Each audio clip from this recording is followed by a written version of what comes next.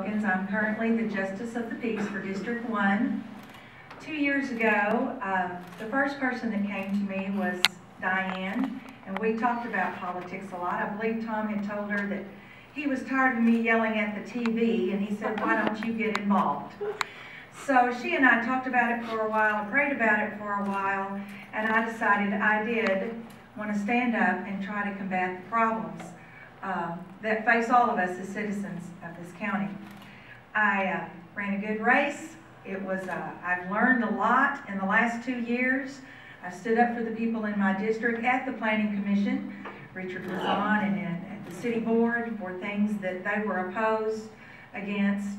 And I didn't take any personal feelings into it because I believe that I'm supposed to represent what the people that live in my district want. Now, I did happen to agree with them because I am a resident, but I think that any candidate needs to think long and hard before they give any kind of a personal opinion about things. You are there to represent the people. And I think in these last 2 years I've learned so much. And in dealing with Larry there each quorum court meeting, he has such a tough job, and as the quorum court, I wish we could give him more money. I know I did make a motion to have the people that are arrested and convicted pay a portion of their for their stay. It's not like, well, I'm going to get arrested and I can go and eat for free and sleep for free on the county's dime. That failed in that particular situation, for lack of a second. But I'm very concerned about that and would want to work with our present Sheriff, Larry Sanders, for that. There's so many things that I want to continue to learn, especially now since I live in the heart of the district, up on Ramble Street. It's just, that end of town is where Hot Springs grew up. That's where we got started. There's just so much history there, and Tom and I both love it. And so I feel that the experiences I have make me even more qualified to continue. Oh, red. I looked every place but there.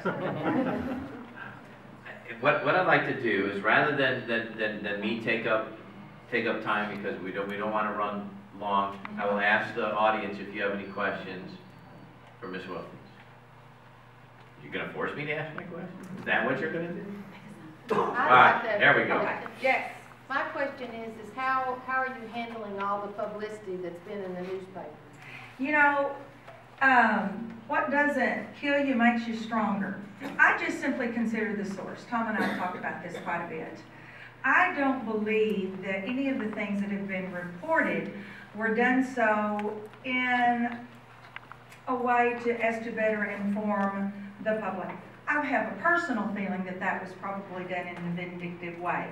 Now, I understand that a year ago, as a public official, when Tom and I were forced into bankruptcy, that is news. I understand that. And that's part of when you take on a public persona and you're out in the public and you work for them. I understand that those things need to be reported. For it to continue to be reported, I think is, well, actually I believe it's backfired, because we have had such an outpouring of love and care from people who have gone through similar situations. So many people have come up to us, especially in this last year when the first article came out, and said, "We went through that. We just about had to go through that. I know how you feel. You hang in there."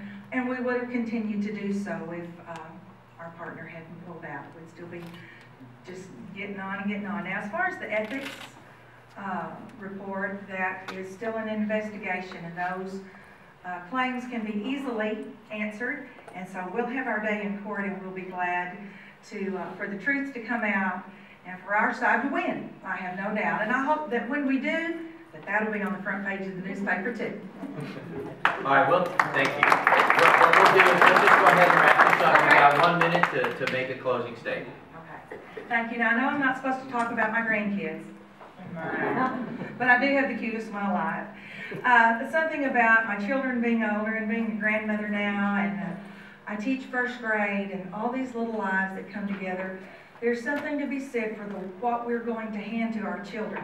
I see that more and more. I remember Kyle here when he was just coming up through school. We don't want to hand Kyle and his sisters a world that none of the money that they work so hard to keep is their own. It's supporting the people down the street that decided they didn't want to work. We've got to take care, and it starts right here in our hometown. We've got to be as responsible as we can for the taxpayers' money. We've got to listen. We've got to find ways to fight their fight. That's why they put us there in the first place. So I would appreciate anyone from District 1. I would appreciate your vote. I want your vote. I'm asking for your vote. And I would like to be elected again as Justice of the Peace in District 1. Thank you.